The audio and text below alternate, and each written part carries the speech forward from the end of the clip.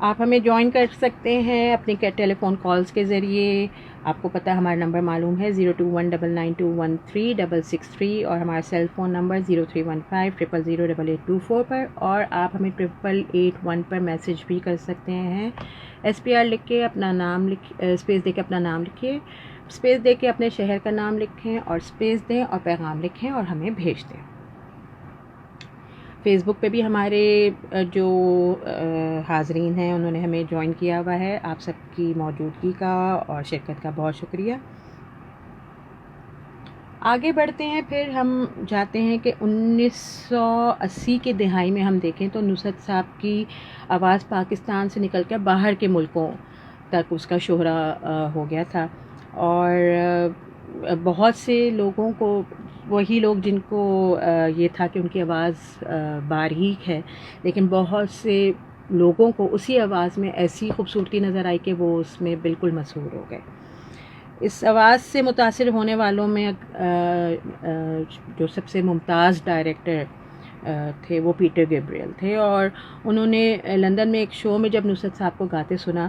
تو وہ بالکل بس سنتے ہی رہ گئے تھے. اور اس وقت انہوں نے یہ بات کہی تھی کہ اس آواز کی رینج اتنی زیادہ ہے کہ اندازہ کرنا بھی اس کا مشکل ہے. تو بس پیٹر گیبریل سے ملنا جو تھا وہ نصرت صاحب کی زندگی کا ہم کہہ سکتے ہیں کہ ایک ٹرننگ پوائنٹ بن گیا. اور انہوں نے پھر پیٹر گیبریل نے نصرت صاحب کو جو ان کی فلم تھی the last temptation of Christ میں صلاحیتوں کے اظہار کا موقع دیا. نصرت صاحب نے بھی ظاہر بات ہے ان کو مایوس نہیں کیا. انہوں نے بھی اپنے کام کے ساتھ وہ انصاف کیا کہ وہ پھر ان کی شہرت کو جسے کہتے ہیں کہ پر لگ گئے. اور اس فلم کے خاص سین کے لیے جو نصرت صاحب نے اپنا راگ جو ریکارڈ کروایا تھا وہ راگ درباری میں تھا. تو اس میں جو آلاپ لیا وہ بالکل ڈائریکٹر کی ڈیمانڈ کے مطابق تھا, ورنہ اس سے پہلے کتنے ہی گلوکار جو تھے وہ ان ڈائریکٹر صاحب کی اس مطلوبہ جو معیار تھا اس تک پہنچنے پہ ناکام رہے تھے. بہرحال نصرت صاحب نے ادھر بھی اپنا لوہا منوایا فن کا. اور اس کے بعد آپ کہہ سکتے ہیں کہ پھر نصرت صاحب نے اس کامیابی کے بعد, اس ایکسپوجر کے بعد انہوں نے پھر پیچھے مڑ کے نہیں دیکھا. کیا مغرب اور کیا مشرق, ان کی مقبولیت بڑھتی چلی گئی. اور اگر ہم دیکھیں تو 1990 کی دہائی میں بالی ووڈ میں بھی ان کے نام کا ڈنکا بجا. بہت سے لوگوں نے ان کو اپروچ کیا, بہت سے جو شعراء تھے, بہت سے بڑے بڑے نامور موسیقار جو تھے, انہوں نے خواہش کا اظہار کیا نصرت صاحب کے ساتھ کام کرنے کا. اس میں ایک قابل ذکر جو ہے وہ ممتاز شاعر جاوید اختر تھے, جن کے ساتھ مل کر نصرت صاحب نے ایک سنگم کے نام سے البم ریلیز کیا تھا. اور A.R. رحمان نے غالباً اس کی موسیقی دی تھی, اور اس کا ایک گانا بہت زیادہ مشہور ہوا تھا, آفرین آفرین. نصرت صاحب نے اپنی آواز سے تو اپنی آواز کا تو لوہا ہر جگہ منوایا ہی, ہر دل پہ ان کی آواز کا اثر ہوتا تھا. لیکن ان سے جب ایک دفعہ پوچھا گیا کہ بھئی آپ کی آواز کا تو پورا زمانہ دیوانہ ہے, لیکن آپ کس کی آواز کے دیوانے ہیں, تو اس پہ انہوں نے برجستہ جواب دیا تھا ملکہ ترنم نور جہاں. تو نور جہاں کے ساتھ بھی نصرت صاحب نے 2 گانے گائے تھے, اور وہ بھی کافی مقبول ہوئے. اور اس کے بعد پھر ایک بڑا اچھا ان لوگوں کی آپس میں ان کے ایک ریلیشن شپ ان کا بن گیا تھا. تو نصرت صاحب نے فیصل آباد میں اپنی بیٹی کی پہلی سالگرہ پہ ملکہ ترنم کو انوائٹ بھی کیا, اور جس میں وہ بخوشی انہوں نے شرکت کی تھی. نصرت صاحب کے ساتھ کچھ لوگ ایسے تھے جو ان کی زندگی میں کافی ان کے ساتھ رہے, ان کے ساتھ جڑے رہے. بظاہر وہ لوگ سامنے نہیں آئے لوگوں کے اتنے, لیکن اکثر کہیں ان کا ذکر جو ہے وہ ہمیں کہیں نہ کہیں مل جاتا ہے. جیسے ایک صاحب جو نصرت صاحب کے اگر ہم کہیں کہ جوانی سے ان کے شاگرد اور ان کی قوال پارٹی میں بطور پرومپٹ کی خدمات انہوں نے انجام دی الیاس حسین صاحب. تو انہوں نے ایک BBC کو انٹرویو دیا تھا اور اس پہ انہوں نے اپنی بہت سی یادیں نصرت صاحب کے حوالے سے شیئر کی تھیں. تو پرومپٹ میں آپ کو بتا دوں کہ پرومپٹ وہ شخص ہوتا ہے جو کسی شو یا ریکارڈنگ کے دوران مرکزی قوال کے پیچھے بیٹھ کے کلام یا جو بھی غزلوں کی کتاب تھام کے وہ ساتھ ساتھ مطلب اگلا جو مصرع ہوتا ہے وہ یاد کروا رہا ہوتا ہے یا یاد دلا رہا ہوتا ہے. تو الیاس صاحب نے اس انٹرویو میں اپنی بہت سی اپنے بچپن سے لے کر جتنا عرصہ ان کا خان صاحب کے ساتھ گزرا اس حوالے سے کچھ یادیں شیئر کی تھیں. اور یہ ان کے باپ دادا اور وہ الیاس صاحب خود بھی بچپن سے ان کے گھرانے کا تعلق نصرت صاحب کے گھرانے کے ساتھ تھا. تو انہوں نے یہ بتایا تھا کہ یہ جو فن جو پرومپٹ کا تھا وہ انہوں نے نصرت صاحب نے ہی ان کو سکھایا تھا کہ کلام کو منتخب کرنا اور اس کو کس انداز سے پڑھنا اور لکھنا اور کیسے پیچھے بیٹھ کے اس کو دوران محفل آپ نے کس انداز سے اس کو بتانا. یہ سب الیاس صاحب بتاتے ہیں کہ ان کو نصرت صاحب نے ہی بتایا تھا. خان صاحب کا ایک اور کمال یہ تھا کہ کسی بھی طرح کا کلام جو ہے اس کو کتنا ہی طویل ہو وہ اس کو جس انداز سے پیش کرتے تھے کیونکہ بہت سی اگر پرانے شعراء کی ہم نظمیں غزلیں دیکھیں تو وہ کچھ کافی طویل نظمیں اور غزلیں بھی ہوتی تھیں. تو یہ خان صاحب کا بڑا کمال یہ بھی تھا کہ وہ اس کو ادائیگی کے وقت اس میں ایک ایسی خوبصورتی پیدا کر دیتے تھے کہ آپ کو احساس ہی نہیں ہوتا تھا کہ آپ نے اتنا لمبا کلام سن لیا ہے. تو ایک اور بڑا مشہور کلام جو ہے ان کا وہ تم ایک گورکھ دھندا ہو وہ بھی بڑا مشہور ہوا. اور اس کو جتنی دفعہ بھی آپ سنیں تو اس میں ان کا جو جس انداز سے اس کلام کی جو میسج ہے جس انداز سے اس کلام میں بات کی گئی ہے اس چیز کو اس پیغام کو نصرت صاحب نے اپنی گائیکی کے ذریعے بھی اس کو ہم تک پہنچایا ہے. خان صاحب کی اگر ایک اور خصوصیت پہ بات کی جائے تو انہوں نے موسیقی کو رنگ نسل مذہب اور زبان کی قید سے آزاد کر کے جو کہ موسیقی کی بنیاد بھی اسی چیز پہ ہے کہ ہر چیز سے زمان و مکان کی قید سے آزاد ہو کے اس کی کوئی میں نے پہلے بھی آپ لوگوں سے عرض کیا تھا کہ سرحد نہیں ہوتی. تو خان صاحب نے بھی اس کو وہ جلا بخشی کہ ہر کوئی ان کے سروں کا ان کی دھنوں کا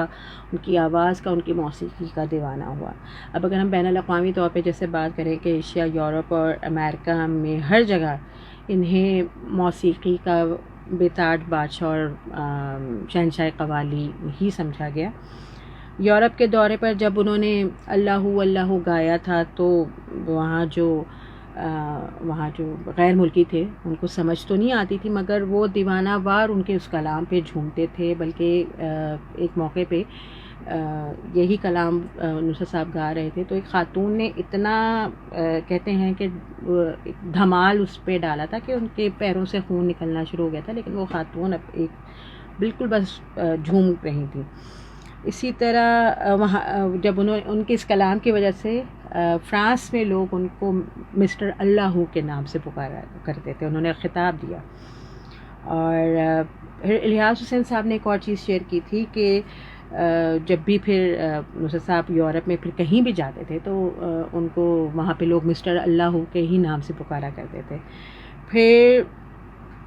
جاپان میں انہوں نے فوکوہیکو میں ایک میوزک فیسٹیول تھا وہاں پہ انہوں نے پرفارم کیا تو جاپانی عوام نے بھی ان کی گائیکی سے متاثر ہو کر وہ اتنے مشہور ہوئے کہ انہوں نے ان کا نام سنگنگ بدھا رکھا تھا. یعنی ان کو خطاب دیا تھا یعنی موسیقی ان کے لیے وہ ایک دیوتا کی طرح تھے تو انہوں نے ان کو موسیقی کا دیوتا خطاب دیا تھا. اور اسی طرح یہی تھا کہ جب بھی وہ جاپان میں کہیں بھی اس کے بعد کہیں بھی پرفارم کرنے کے لیے جاتے تھے تو جیسے ہی وہ ہال میں داخل ہوتے تھے تو جو جاپانی ثقافت کا ایک طریقہ ہے کہ وہ لوگ اپنے بڑوں کو یا جو قابل عزت قابل احترام شخصیات ہوتی ہیں ان کے لیے جو ایک ان کو پروٹوکول جو ان کو دیتے، تو وہ نصرت فتح علی خان صاحب کو بھی اسی طرح جیسے وہ ہال میں داخل ہوتے تھے تو تمام افراد اپنی نشستوں سے اٹھ جاتے اور شو شروع ہونے سے پہلے ان کے احترام میں کم از کم 1 منٹ وہ لوگ خاموشی اختیار کرتے اور پھر اس کے بعد وہ شو شروع ہوتا۔ امریکہ کا ایک معروف جریدہ تھا رولنگ سٹون، تو انہوں نے ان کو نصرت فتح علی خان کو تاریخ انسانی کے 200 عظیم ترین گلوکاروں کی فہرست میں شامل کیا تھا، اور انہوں نے رولنگ سٹون نے اپنا جو وہ آرٹیکل جب چھپا تھا تو اس میں خان صاحب کو تعارف کراتے ہوئے انہیں شہنشاہ قوالی ہی مخاطب کیا اور قوالی کی سلطنت کا آئیکن قرار دیا اس جریدے نے، اور انہوں نے ان کے صدیوں پر محیط ان کے خاندان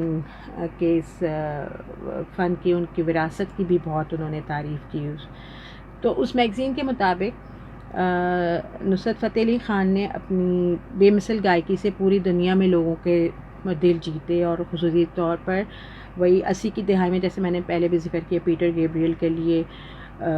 ریئل ورلڈ لیبل کے لیے انہوں نے ریکارڈنگ کرائی، اور بھی بہت سے بین الاقوامی ان کی کولیبریشنز ہوئیں۔ تو ان سب چیزوں نے لوگوں کو بہت متاثر کیا تھا۔ اور اسی آرٹیکل میں اگر آپ رولنگ سٹون کا کبھی وہ آرٹیکل پڑھیں تو اس میں انہوں نے لکھا ہے کہ ان کے مشہور مداحوں میں شعراء افاق گلوکارہ میڈونا بھی شامل تھیں، جنہوں نے بہت زیادہ نصرت فتح علی خان صاحب کے بارے میں ایک جگہ لکھا تھا کہ جب انہوں نے پہلی دفعہ خان صاحب کو سنا تھا میڈونا دیں تو وہ اسپیچ لیس، مطلب وہ گونگ ہو گئی تھیں ان کے انداز موسیقی سے، اتنا وہ متاثر ہوئی تھیں۔ اور اسی مضمون نگار جنہوں نے رولنگ سٹون میں یہ خان صاحب کے بارے میں مضمون لکھا، تو انہوں نے لکھا کہ جیف بیکلے نے بھی نصرت فتح علی خان کو ہمیشہ میرا ایلوس، مائی ایلوس کہہ کے پکارا کرتے تھے۔ خان صاحب نے جیسا کہ میں نے پہلے بھی ذکر کیا کہ بہت قوالی میں تجربات کیے، روایت اور جدت کے ملاپ سے انہوں نے اس فن کو ایک نئی زندگی بھی دی تھی۔ تو اور اسے روایتی حلقوں سے لے کر جو ہمارے ارد گرد دوسرے جو طبقات ہیں اس میں بھی اس فن کو مقبول بنایا، جس کی ایک مثال کرکٹرز میں قوالی کی مقبولیت آتی ہے۔ اور 1992 کا 1992 کا جو ورلڈ کپ جب ہم جیتا تھا تو میرا نہیں خیال کہ بہت سے لوگ اس چیز کو بھولے ہوں گے کہ اس ورلڈ کپ کے دوران جو خان صاحب کی قوالیوں نے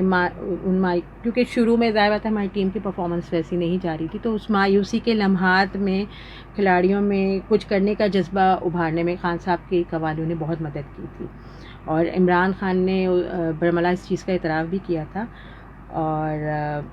اس حوالے سے جو ممتاز ایک کرکٹر اور کمنٹیٹر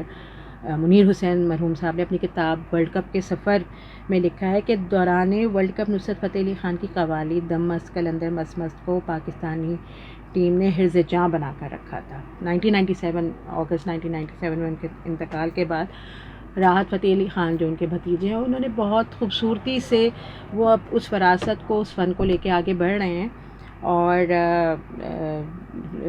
یہی چیز ہے کہ ہم ان کے راحت صاحب بھی جب کوئی پرفارمنس دے رہے ہوتے ہیں یا کر رہے ہوتے ہیں تو ہمارے ایک پس پردہ ہمارے ذہن میں خان صاحب کا بھی چہرہ، خان صاحب کی آواز جو ہے وہ ہمارے ذہنوں میں ضرور آتی ہے۔ لیکن یہ کہ بہرحال ایک بہت بڑا نام ہے خان صاحب کا، اور وہی بات ہے کہ ہم مختصر وقت میں بہت زیادہ چیزوں کو تو کور نہیں کر سکتے، لیکن یہی بات ہے کہ خان صاحب جیسا گوہر نایاب دوبارہ شاید نہیں آ سکتا اس دنیا میں۔ اور بس آپ کو جاتے جاتے جو ایک اور کلام جو ہے وہ ہم ضرور نظر کریں گے آپ لوگوں کے، کہ جس سے بڑا اس میں ایک روحانی اس کا تاثر ہے اس کلام کا، اس سے متاثر بھی کافی لوگ، غیر ملکی لوگ بھی بہت ہوئے. تو آپ سنیے، پیا گھر آیا اور انجوائے کیجیے.